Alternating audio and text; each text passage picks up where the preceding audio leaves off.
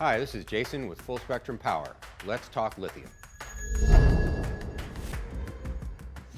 A common question we get here at Full Spectrum Power, can I use a lithium battery in my motorcycle? It did not come with one originally.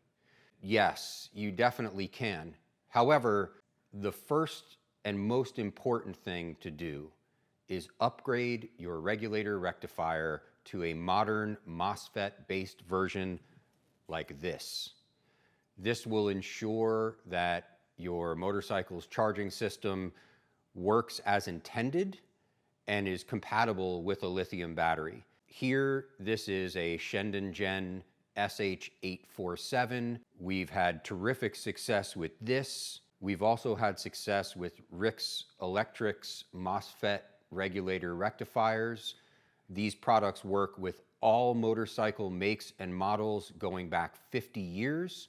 We do not sell these products, so you can contact other vendors to purchase them.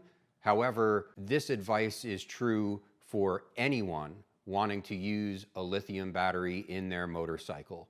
Before you consider buying one of these batteries, do yourself a favor and upgrade your regulator rectifier immediately.